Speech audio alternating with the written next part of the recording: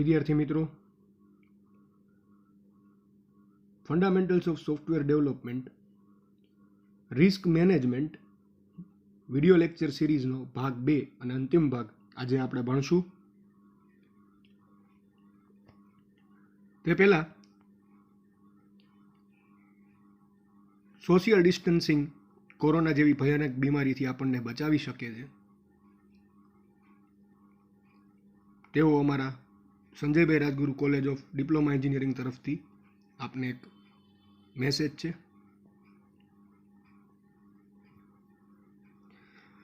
મિત્રો, શરૂ કરીએ તો રિસ્ક મેનેજમેન્ટ મુખ્યત્વે 2 ભાગમાં વહેંચી શકાય છે. એક છે રિસ્ક એસેસમેન્ટ અને બીજું છે રિસ્ક કંટ્રોલ. આપ જોઈ શકો છો એ પ્રમાણે બંનેની અંદર 3 એક્ટિવિટી આપેલી છે, જેમાં રિસ્ક એસેસમેન્ટમાં રિસ્કનું આઈડેન્ટિફિકેશન, ત્યારબાદ આઈડેન્ટિફિકેશન થયા પછી તેનું એનાલિસિસ અને રિસ્ક પ્રાયોરિટીરાઇઝેશન, અને રિસ્ક કંટ્રોલમાં રિસ્ક મેનેજમેન્ટ અથવા પ્લાનિંગ, રિસ્કનું રિઝોલ્યુશન અને રિસ્કનું મોનિટરિંગ. આમ ટોટલ 6 એક્ટિવિટી રિસ્ક મેનેજમેન્ટ એક્ટિવિટીની અંડરમાં આવે છે. પરંતુ આપણે રિસ્ક એસેસમેન્ટમાંથી રિસ્ક આઈડેન્ટિફિકેશન અને રિસ્ક કંટ્રોલમાં RMM પ્લાન આ વસ્તુ વિડિયો લેક્ચર્સમાં કવર કરવાની છે.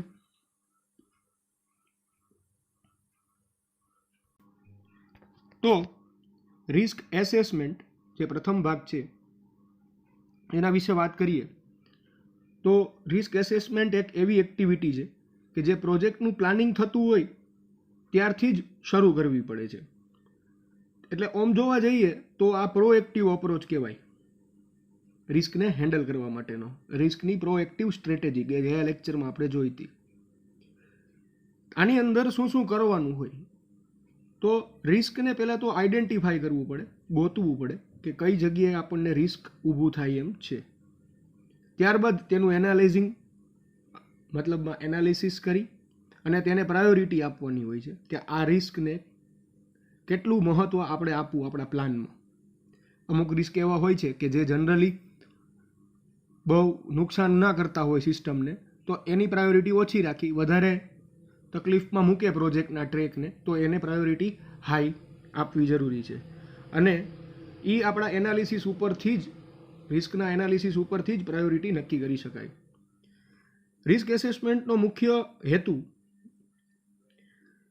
તમારી સિસ્ટમમાં કયા એવા એરિયામાં રિસ્ક છે કે જે ઊભા થઈ શકે એમ છે, જેથી કરીને તમારા જે રિસ્ક મેનેજમેન્ટ માટે તમે જે રિસોર્સ ગોઠવેલા છે, જ્યારે રિસ્ક ઊભું થાય ત્યારે ડાયરેક્ટલી એ બધા રિસોર્સ છે એને તે જગ્યાએ આપણે ફોકસ કરી શકીએ.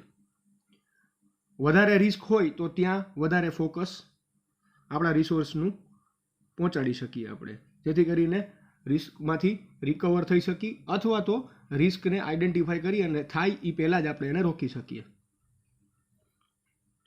આ એક્ટિવિટી આખો પ્રોજેક્ટ જ્યાં સુધી પૂરો ન થાય ત્યાં સુધી ચાલુ રહે છે. રિસ્ક એસેસમેન્ટ મુખ્યત્વે 3 ભાગમાં ડિવાઈડ કરી શકાય: રિસ્ક આઈડેન્ટિફિકેશન, રિસ્ક એનાલિસિસ અને રિસ્ક પ્રાયોરિટાઇઝેશન. રિસ્ક આઈડેન્ટિફિકેશન એ રિસ્ક એસેસમેન્ટનું પહેલું સ્ટેપ છે. મુખ્યત્વે આનો હેતુ એ હોય છે કે 2 ટાઈપના રિસ્ક હોય, એમાંથી કયા ટાઈપનું રિસ્ક આપણે અત્યારના ડીલ કરીએ છીએ તે સમજવાનું છે. મુખ્યત્વે 2 ટાઈપના રિસ્ક છે: જેનરિક અને product specific risk. Generic risk એટલે એવું રિસ્ક કે જે દરેક સોફ્ટવેર પ્રોજેક્ટમાં આવતું હોય, અને પ્રોડક્ટ સ્પેસિફિક રિસ્ક કે જે આપણે કહી શકાય કે જે એક્સપર્ટ હોય તે જ એને સમજી શકે. તેનું મુખ્ય કારણ કે તેને ટેકનોલોજીનો ડિટેલ્ડ અને ક્લિયર અન્ડરસ્ટેન્ડિંગ હોય. એક્ઝામ્પલ તરીકે દાખલો લઈએ તો જે કોઈ સોફ્ટવેર ડેવલપર હોય, જે કોઈ લેંગ્વેજમાં કામ કરતો હોય, એ જે રિસ્ક આઈડેન્ટિફાઈ કરે છે એને પ્રોડક્ટ સ્પેસિફિક રિસ્ક પણ કહી શકાય છે.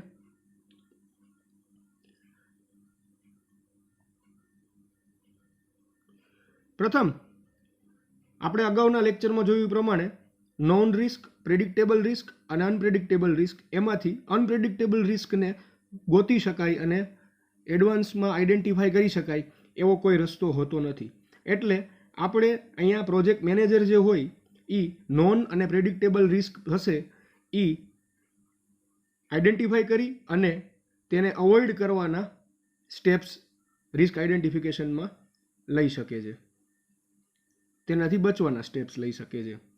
આ કઈ રીતના કરે તો તેની પાસે કોમન પોસિબલ રિસ્ક કે જે જનરલી દરેક સોફ્ટવેર સિસ્ટમમાં આવતા હોય છે એનું એક ચેકલિસ્ટ હોય. એ ચેકલિસ્ટ લઈ અને તેની સામે એ એનાલિસિસ કરતા જાય કે આ રિસ્ક અવેલેબલ થશે કે નહીં થાય મારા પ્રોજેક્ટમાં. એ ચેકલિસ્ટથી, કોમન પોસિબલ રિસ્કના ચેકલિસ્ટથી આ આઈડેન્ટિફિકેશન થઈ શકે છે. એ સિવાય પણ ઘણી બધી મેથડ છે રિસ્ક આઈડેન્ટિફિકેશન માટેની, જેમ કે સર્વેસ છે, જે આપણે રિક્વાયરમેન્ટ જ્યારે કસ્ટમરની લેતા હોય, requirement engineering process chapter number 2ની અંદર આવે છે, તેની અંદર ઇન્ટરવ્યૂ, ક્વેશ્ચનરી જે વસ્તુ હતી એ જ રીતના અધર મેથડ્સ આઈડેન્ટિફિકેશન માટેની સર્વે, મીટિંગ, કસ્ટમર સાથે મીટિંગ કરી શકાય, brain storming, review of plans કે તમે જે પ્લાન બનાવ્યા હોય એનો એકવાર ફરી વખત રિવ્યૂ કરો, plans, processes and work product, તમે જે કરો છો કામ એને પ્લાનને, એની પ્રોસેસને અને એના વર્કની પ્રોડક્ટને ત્રણેયને ફરી વખત રિવ્યૂ કરી શકો. પણ સારામાં સારું ટૂલ અને હેન્ડી ટૂલ જો કહી શકાય કે જે એકદમ સારું રિઝલ્ટ આપે છે એ ચેકલિસ્ટ છે અને મોસ્ટ કોમન ટૂલ છે.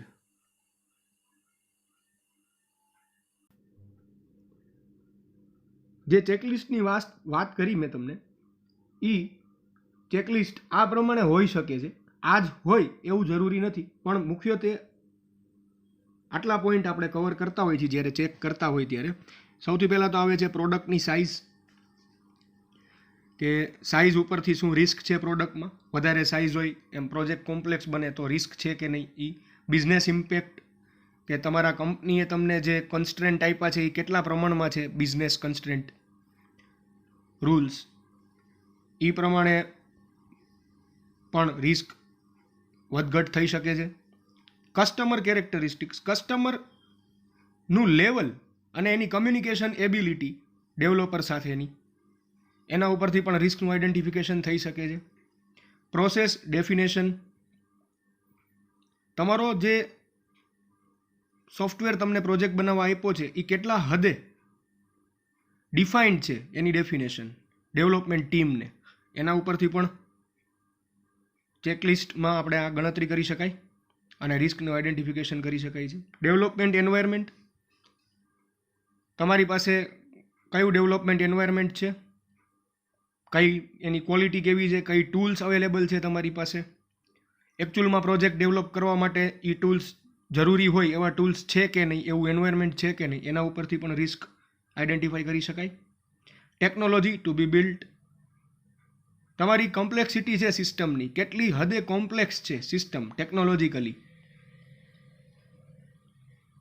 એ પણ આપણે રિસ્ક આઈડેન્ટિફિકેશનમાં એક ફેક્ટર ગણી શકાય છે. અને સૌથી મહત્ત્વનું અને ખૂબ જ જરૂરી એવું factor, staff size and experience. સ્ટાફની સાઇઝ શું છે, કેટલા સ્ટાફ તમારી પ્રોજેક્ટ ટીમમાં છે. ઓછા સ્ટાફ હોય અને પ્રોજેક્ટ મોટો હોય તો રિસ્ક કહેવાય.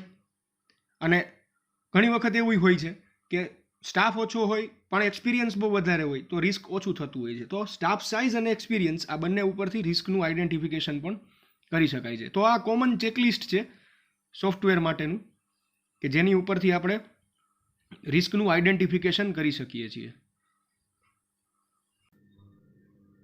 ત્યારબાદ આવે છે રિસ્ક પ્રોજેક્શન. હવે જે આપને ફિગર બતાડી એમાં ક્યાંય પ્રોજેક્શન લખેલું નથી, પણ એ એનાલિસિસનો અને એસેસમેન્ટનો એક ભાગ જ છે. તો રિસ્ક પ્રોજેક્શન એટલે શું, તો કે ડાયરેક્ટલી કહીએ તો એસ્ટિમેશન થાય. જેમ કોકોમો મોડલમાં આપણે કોસ્ટ એસ્ટિમેશન કરતા હતા પ્રોજેક્ટનું, એવી જ રીતના રિસ્કનું પણ એસ્ટિમેશન કરવું જરૂરી છે, જેથી કરીને આપણને ખ્યાલ આવે કે કોઈ પણ રિસ્ક છે એનું પ્રોજેક્ટ ઉપર ઇમ્પેક્ટ શું હશે. તો રિસ્ક એસ્ટિમેશન જે છે એ કેવી રીતના કામ કરે અથવા તો રિસ્ક પ્રોજેક્શન કેવી રીતના કામ કરે, તો એક્ઝામિન કરવાનું હોય, એમાં આઈડેન્ટિફાઈ કરી અને એ વસ્તુને એક્ઝામિન કરવી પડે, સમજવી પડે અને ગોતવું પડે છે એમાં કે પ્રોજેક્ટનું જે આઉટપુટ છે એ કેવી રીતના ચેન્જ થાય છે. હવે કોની સાથે ધ્યાનમાં રાખીને એ ચેન્જ કરવાની વાત કરે છે, તો કે તમારા રિસ્કના ઇનપુટ વેરિયેબલ્સની. તો રિસ્કના ઇનપુટ વેરિયેબલ્સ તરીકે શું શું હોઈ શકે તેની વાત આપણે હમણાં આગળ કરશું. હવે એ રિસ્કના ઇનપુટ વેરિયેબલ્સ છે એમાં તમે ફેરફાર કરીને ઇનપુટ આપો છો, તો એ પ્રમાણે પ્રોજેક્ટનું આઉટકમ છે એમાં શું ફેરફાર થશે એ રિસ્ક પ્રોજેક્શન દેખાડે છે, જેને બીજા શબ્દોમાં રિસ્કનું એસ્ટિમેશન પણ કહી શકાય છે. રિસ્ક પ્રોજેક્શન્સ છે એ બે રીતના કોઈ પણ રિસ્કને રેટિંગ આપી શકાય. પહેલું, probability that risk is real, સંભાવના કે રિસ્ક છે એ સત્ય છે, રિસ્ક થશે જ એવી સંભાવના, પહેલી વસ્તુ. અને બીજી વસ્તુ કે જો રિસ્ક થઈ ગયું, રિયલ છે, તો એના કોન્સિક્વન્સીસ શું થશે એ રિસ્કની સાથે. એટલે કે રિસ્ક રિયલ થાય તો એના પરિણામો શું આવશે. પ્રથમ સંભાવના કેટલી, અને બીજું તો કે એ જો રિસ્ક રિયલ થઈ ગયું છે તો એ પરિમાણ એના કેટલા આપણને મળશે અને કેવા મળશે. હવે પ્રોજેક્ટ જે પ્લાનર હોય, આપણો પ્રોજેક્ટ પ્લાનર કે જે પ્રોજેક્ટના પ્લાન બનાવે, પ્રોજેક્ટ મેનેજર્સ, ટીમ લીડર, કોઈ પણ વસ્તુ ટૂંકમાં હાયર ઓથોરિટી, તો એની સાથે બીજા મેનેજર્સ, ટેકનિકલ સ્ટાફ અને જેટલી ટીમ હોય ડેવલપમેન્ટની, એ બધાની સાથે બેસી અને 4 રિસ્ક પ્રોજેક્શન એક્ટિવિટી કરી શકે છે. એક સ્કેલ બનાવે, પહેલી એક્ટિવિટી કે જે રિસ્કની પ્રોબેબિલિટી દેખાડે છે. મતલબમાં એક સ્કેલ તમારી પાસે 15 સેન્ટીમીટરની જે પ્લાસ્ટિકની ફૂટપટ્ટી આવતી હોય, એમાં આપણે ગણતરી કરીએ તો કોઈ પણ એક રિસ્ક છે એ કેટલી એની પ્રોબેબિલિટી છે. પ્રોબેબિલિટીનો એક સ્કેલ લઈ લઈએ આપણે. સેન્ટીમીટરનો જે સ્કેલ હોય એ જ રીતના આપણે એવું માનીએ કે પ્રોબેબિલિટીનો એક સ્કેલ છે. તો એક સ્કેલ બનાવે, ત્યારબાદ એ રિસ્કની ઇફેક્ટ શું આવશે. કોઈ પણ એક રિસ્ક વાત કરતા હોય, આમાં એક એક રિસ્કનું અલગ અલગ એનાલિસિસ થશે, પ્રોજેક્શન. યાદ રાખજો, દરેક રિસ્ક ભેગા કરીને નહીં ગણે. એક રિસ્ક ઉપાડ્યું, ધારો કે માર્કેટ રિસ્ક લઈ લઈએ આપણે આપણા પ્રોજેક્ટમાં, તો એ રિસ્કનું સ્કેલ કેટલો છે, એનો પ્રોબેબિલિટી કેટલી છે, એ થઈ શકશે કે નહીં થઈ શકે. ત્યારબાદ ઇફેક્ટ શું આવશે રિસ્કની, જો રિસ્ક રિયલ થઈ જાય તો. Estimate the impact of the risk on the product and project. Real થઈ જાય તો એનો ઇમ્પેક્ટ શું હશે પ્રોજેક્ટ ઉપર, એક. અને બીજું, note overall accuracy of risk projection so that there will be no misunderstandings. આખી સિસ્ટમના જેટલા રિસ્ક છે, પ્લસમાં દરેક રિસ્કનું ઓવરઓલ એક્યુરેસી કેલ્ક્યુલેટ કરવામાં આવે, જેથી કરીને કોઈ મિસઅન્ડરસ્ટેન્ડિંગ રિસ્ક વિશે રહે નહીં. તો આ હતું રિસ્ક પ્રોજેક્શન, કે જે એક રીતના જોવા જાવ તો રિસ્ક એસ્ટિમેશન છે, કે રિસ્ક આવશે તો સિસ્ટમને કેટલું નુકસાન કરી શકશે. એની માટે 4 એક્ટિવિટી, એક સ્કેલ બનાવવાનો, બીજું ઇફેક્ટ શું આવશે રિસ્કની, ઇમ્પેક્ટ શું હશે, અને ઓવરઓલ એક્યુરેસી. આ 4 મહત્વના પોઈન્ટ છે જે દરેક સોફ્ટવેર પ્લાનર કરતો હોય છે. ત્યારબાદ રિસ્ક એસેસમેન્ટ થઈ ગયા પછી risk assessment through out the project ચાલશે, પરંતુ કોઈ પણ સમયે રિસ્ક રિયલ બને છે ત્યારે રિસ્કને કંટ્રોલ કરવું પડે છે. તો બીજો ભાગ છે એ રિસ્ક કંટ્રોલ છે. રિસ્ક કંટ્રોલ જે જનરલી જોવા જઈએ તો રિસ્કને મેનેજ કરવાનું અને તમારું જે આઉટકમ છે એ તમે ધારેલું આઉટકમ સુધી પહોંચી શકો એ રીતના રિસ્કને કંટ્રોલ કરવાની એક પ્રોસેસ છે. આનાથી દરેક રિસ્ક મને ડીલ કરવા માટેના પ્લાન બનાવી શકાય. રિસ્ક કંટ્રોલ દરેક રિસ્ક સાથે ડીલ કરવાના પ્લાન આપે છે. આ છે રિસ્ક કંટ્રોલ. પણ રિસ્ક કંટ્રોલની અંદર બીજો એક રસ્તો પણ છે કે ડોન્ટ ડુ રિસ્કી થિંગ્સ. જોખમી વસ્તુ અથવા જોખમી કામ કરવાનું ટાળો. એને રિસ્ક અવોઇડન્સ પણ કહી શકાય છે, કે જે રિસ્ક કંટ્રોલની બીજી મેથડ છે. રિસ્ક કંટ્રોલ માટે 3 સ્ટ્રેટેજી આપણને આપી છે, જે અગાઉની ફિગરમાં આપણે જોઈ હતી. રિસ્ક મિટિગેશન, રિસ્ક મોનિટરિંગ અને રિસ્ક મેનેજમેન્ટ, જેને આપણે કમ્બાઇન્ડલી RMM મિટિગેશન, મોનિટરિંગ, મેનેજમેન્ટ અને આગળ લગાડી દઈએ રિસ્ક, એટલે risk mitigation, monitoring and management plan પણ કહી શકીએ છીએ. તો દરેકને આપણે અલગથી સમજશું. મિત્રો, રિસ્ક મિટિગેશન એટલે કોઈ પણ વસ્તુની સિવિયોરિટી ઘટાડવી. સિવિયોરિટી એટલે કે એનો ઇમ્પેક્ટને ઓછો કરવો, કોઈ પણ રિસ્કના ઇમ્પેક્ટને ઓછો કરવો. એના માટેનો જો પ્લાન બનાવવામાં આવે તો રિસ્ક મિટિગેશન કહેવાય. કે રિસ્ક થવાની રાહ નથી જોવામાં આવતી, પહેલાં જ એ થાય તો શું કરવું એના માટેનો પ્લાન બનાવી નાખીએ. તો એની માટે જો સોફ્ટવેર ટીમ છે એ પ્રોએક્ટિવ અપ્રોચ યુઝ કરે તો મિટિગેશન એક્ઝિક્યુટ કર્યું એવું કહી શકાય. સૌથી સારામાં સ્ટ્રેટેજી છે એ તો અવોઇડન્સ જ છે, કે રિસ્કને થવા જ ના દે. પણ થાય તો શું કરવું એની માટે મિટિગેશન પ્લાન બનાવેલો હોવો જોઈએ. તો એની માટે શું શું કરી શકાય? તો કે અત્યારનો કરંટ સ્ટાફ છે એને મળી અને આપણે લોસ વિશે વાત કરી શકીએ. ત્યારબાદ એ જે કારણો મળ્યા છે એને આપણા કંટ્રોલમાં લઈ લઈએ પ્રોજેક્ટ શરૂ થાય એ પહેલાં. પ્રોજેક્ટ શરૂ થાય ત્યારે આપણે જેવું માની લઈએ,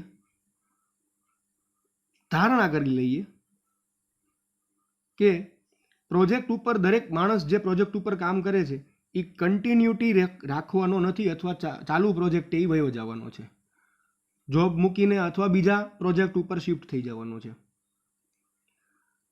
પ્રોજેક્ટ ટીમને એવી રીતના ઓર્ગેનાઇઝ કરીએ કે દરેક ડેવલપમેન્ટ એક્ટિવિટી છે એ ડિસ્ટ્રીબ્યુટ થાય.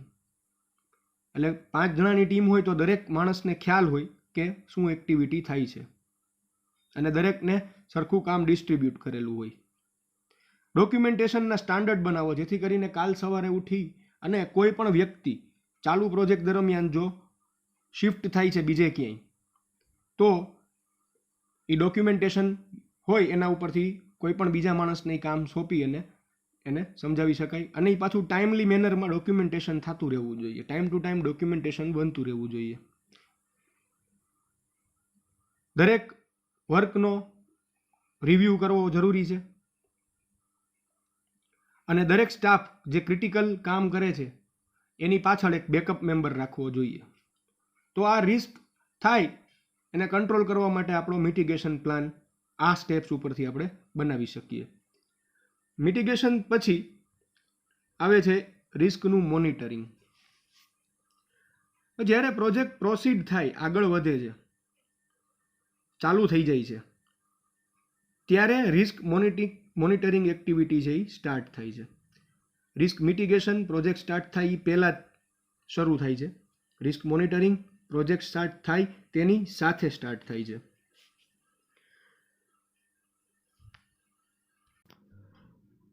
રિસ્ક મોનિટરિંગની અંદર પ્રોજેક્ટ મેનેજર્સ છે એ મોનિટર કરે અમુક ફેક્ટર્સ કે જેનાથી ઇન્ડિકેશન મળે કે રિસ્ક છે એ વધશે કે ઘટશે, અથવા વધવાની શક્યતા છે કે ઘટવાની શક્યતા છે.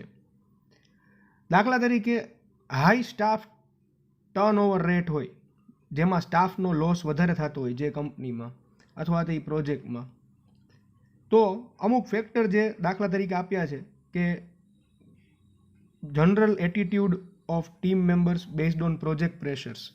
પ્રોજેક્ટમાં પ્રેશર્સ કેવું છે એ પ્રમાણે સામે જે ટીમ છે એના દરેક મેમ્બરનો એટીટ્યુડ કેવો છે, વર્તન કેવું છે, કામગીરી કેવી છે.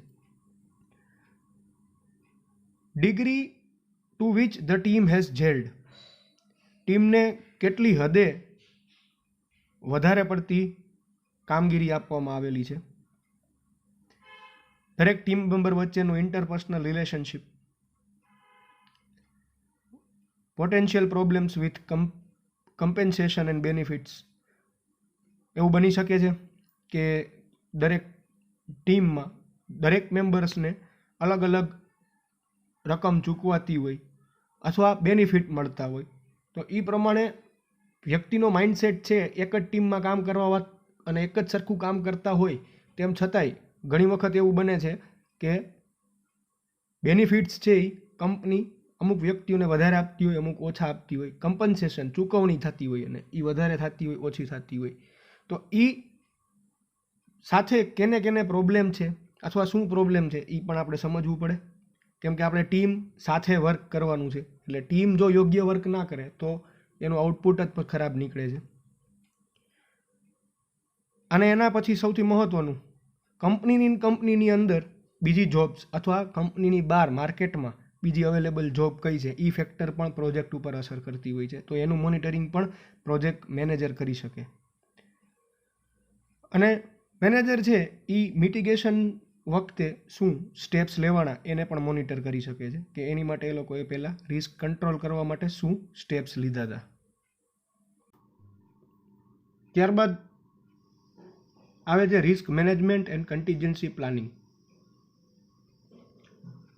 તો આ સ્ટેજ ઉપર આવી ગયા ત્યારે આપણે એવું વિચારવાનું હોય છે કે આપણે જે મિટિગેશન કર્યું એટલે કે રિસ્ક માટે જે પ્લાન બનાવ્યો અને આપણા જે એફર્ટ છે એ બધા ફેલ ગયા અને રિસ્ક છે એ રિયાલિટીમાં કન્વર્ટ થઈ ગયું, એટલે કે રિસ્ક આવી ગયું છે સિસ્ટમ ઉપર અથવા આપણી ડેવલપમેન્ટ સિસ્ટમ છે એ રિસ્કમાં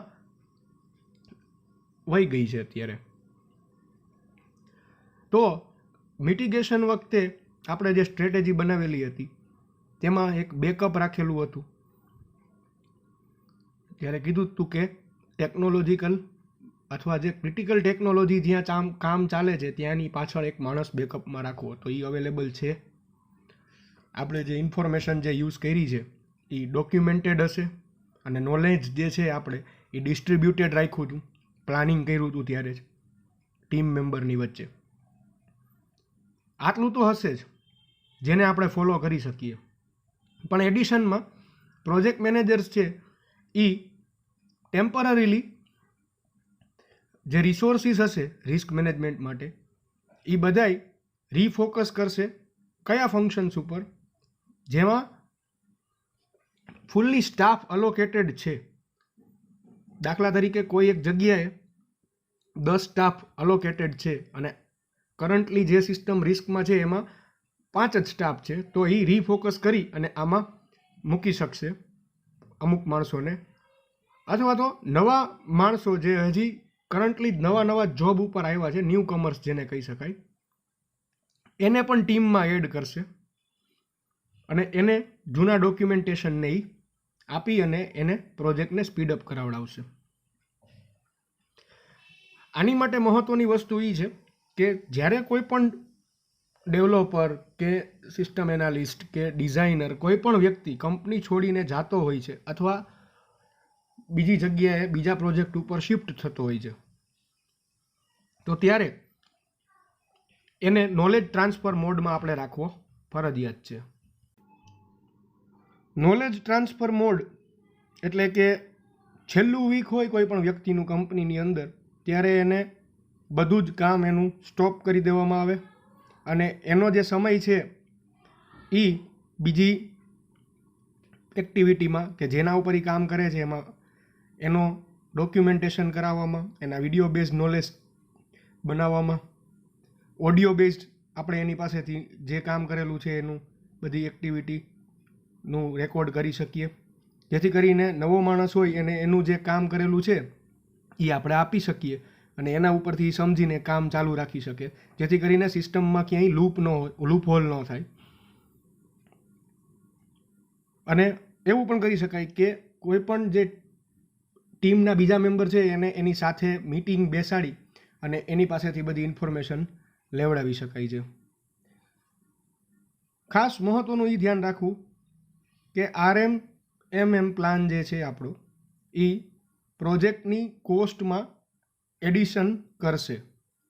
કેમ કે આ બધી એક્ટિવિટી કરવા માટે સ્પેશિયલ આપણો જે શિડ્યુલ હોય એમાંથી અલગ ટાઈમ આપી અને આપણો ટાઈમ વધારાનો એમાં એડ કરવો પડે. આપણામાં ખ્યાલ છે કે ટાઈમ એસ્ટિમેશન અને કોસ્ટ એસ્ટિમેશન પ્રમાણે ટાઈમ અને કોસ્ટ બે એક સાથે સંકળાયેલા છે. એટલે ટાઈમ વધારે પ્રોજેક્ટમાં એડ થાય એટલે કોસ્ટ સ્વાભાવિકપણે વધવાની છે. તો આ હતું રિસ્ક કંટ્રોલ અને રિસ્ક મેનેજમેન્ટ. અહીં રિસ્કનું ભાગ પૂરો થાય છે. આના પછી ટેસ્ટિંગની સિરીઝ શરૂ કરવામાં આવશે. તો દરેક વિદ્યાર્થીઓ સબસ્ક્રાઈબ કરે, શેર કરે, દરેક વિદ્યાર્થીઓ સુધી આ પહોંચાડે, જેથી કરીને લોકડાઉનના સમયમાં પણ ઘરે બેસીને બધાય ભણી શકે. કોઈ પણ ક્વેરી હોય તો નીચેના ઈમેલ આઈડી ઉપર આપ મને મેલ કરી શકો છો. Thank you. Have a nice day.